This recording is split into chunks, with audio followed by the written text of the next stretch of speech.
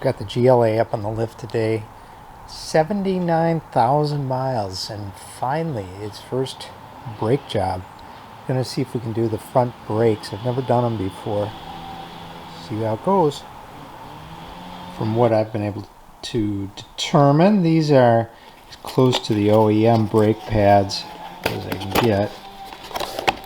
They're well packaged. These are a lot more expensive than most of them, but kind of got an interesting kind of dual coating on it. I don't know. We're going to put these in. Here's just a little closer look at the part number. Alright, I'm going to remind you, I am not a mechanic at all. I've only done this once, and that was just now on the other side. These are the tools that I needed. You're going to need a wrench to get your lug nuts off. It's a 13 millimeter socket. I have a little torque wrench to get the right torque on there. You're going to need it's about a 19 millimeter wrench, which I don't have, but I used this. It worked fine, and there's a sort of a backing nut to that floating caliper pin. Screwdriver to just pry the caliper off. I have a caliper compression tool, which is a great idea. They're not expensive. I think you could also use just a C-clamp. You're going to need your brake pads, and then a brake quiet stuff to put on the back.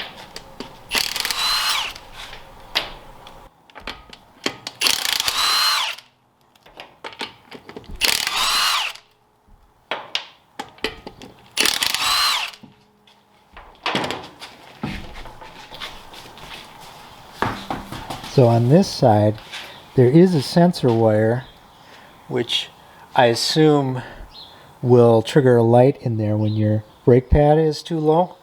There isn't one on the other side. You know, a lot of times this is part of the brake pad, and I can't tell if this is part of it or not, or if I can remove this. I hope so, because my brake pad doesn't have one of those on it. Well, let's take this off and we'll see what happens. I'm just going to show you a little of the anatomy here. So it's a 13 millimeter bolt here. Let's see if I can focus. Yeah, but you got to hold this, and this is a pretty thin. I think it's about a 19 millimeter. Right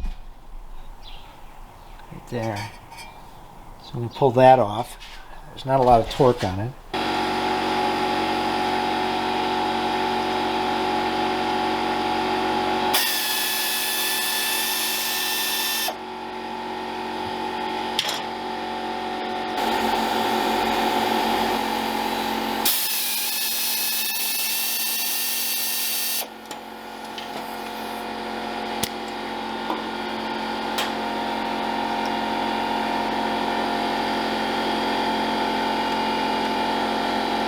Off. Worry about the compressor.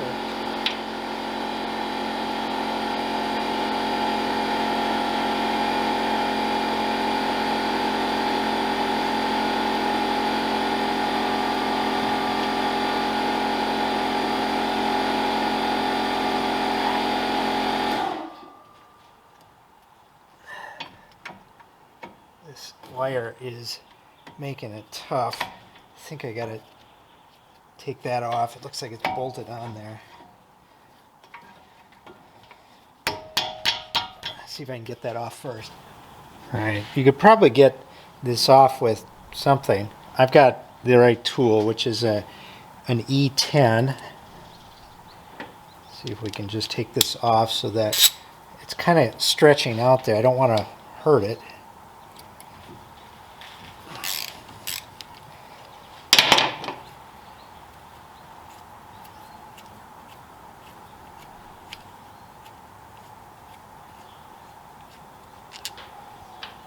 Okay, and then I'm going to see if I can take this sensor out. Now that just pulls out. That should give me the ability to remove this whole caliper now. Okay, you don't want to hang it from the hose. Press that out, so I'll set it up here.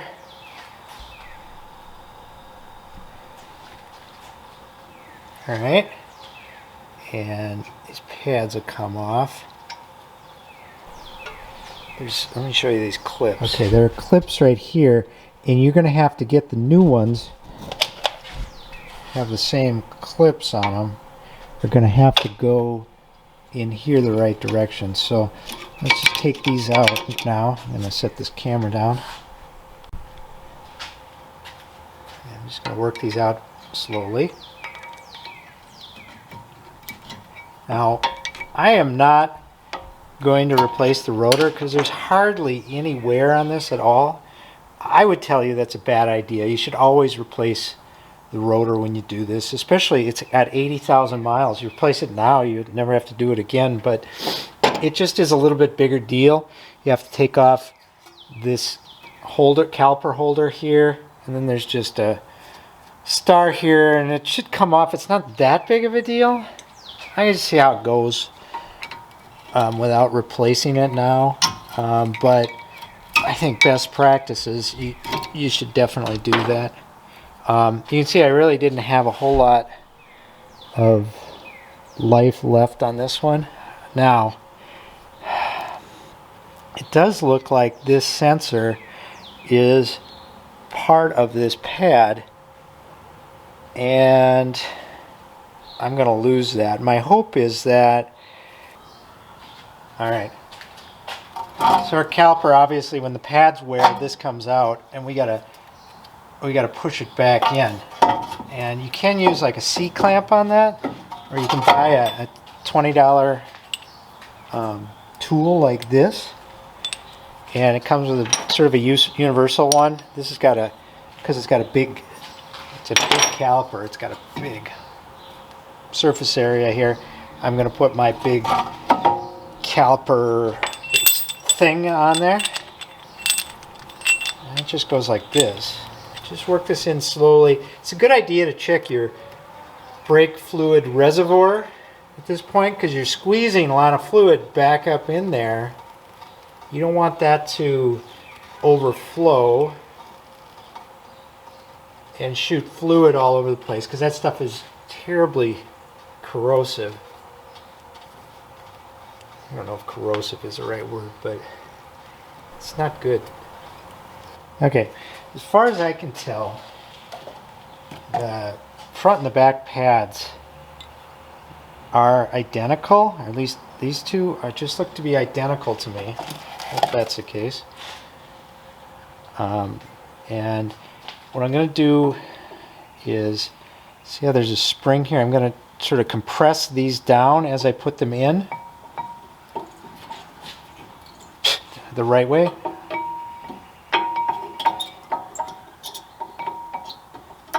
So I'm going to just tip them forward a little bit and push it in, because both ends of this clip have to get in this hole.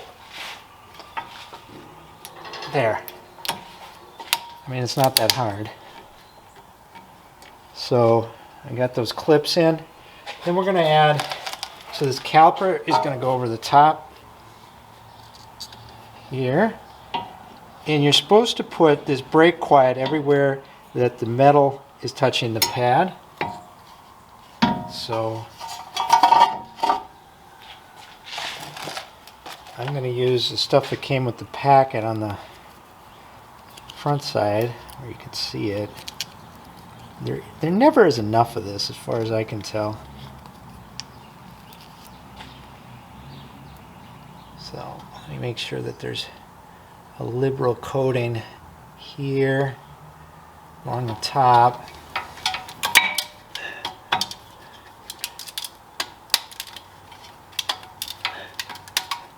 Okay. And I'm gonna put my own red stuff on this. Alright, if I compress this caliper enough, it should fit over the top of these pads. Yeah. It's doing. These are sort of spring loaded here. You can push those back now. Get our bolts back in place. Now these are covered with Loctite. I don't know, I probably would be a good idea to Loctite them up again. I don't normally do that, I guess. I don't know why, I probably should. Now, from what I read, we want to torque these to 21 foot-pounds, which with a little torque wrench like this is about 254 inch-pounds. That's what I read on the internet. And that seems about right to me based on how hard it was to take them off, but you should probably do your own research on that. You should definitely not rely on me for anything, because again, I don't really know. This is just how I did it. So I'm down to that 21.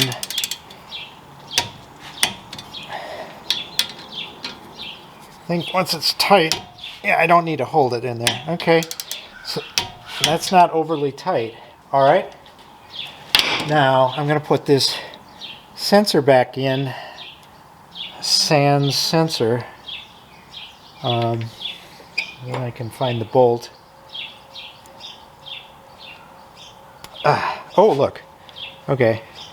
There's just a hole. Oh, I see. I've got a hole too. All right. So this sensor, I just ripped it out.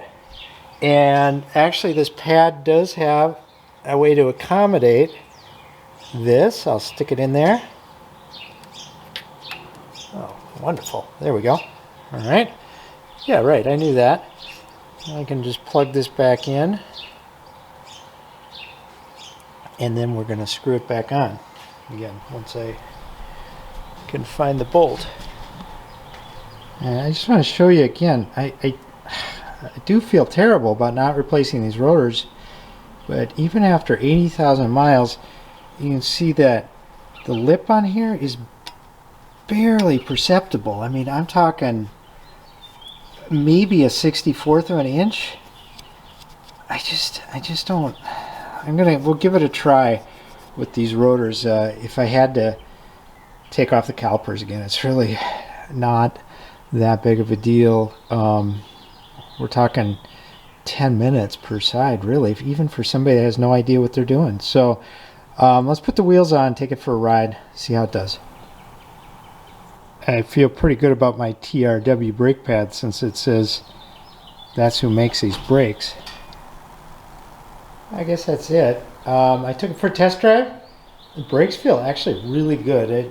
Usually it takes a while for them to bed in and bite. I think there's something with these pads that have a special coating on the top that may be softer than most, so that they feel good right away. No warning lights, no brake squeal. That's it.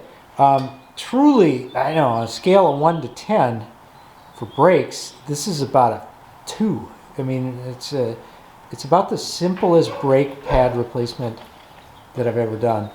Now, of course, I should have replaced the rotor too, but I just don't feel like I needed to, and it's, I don't know. We'll see how it goes, but don't be afraid to try this on your own. This one is really quite simple. Just make sure you get the right pads. All right, bye.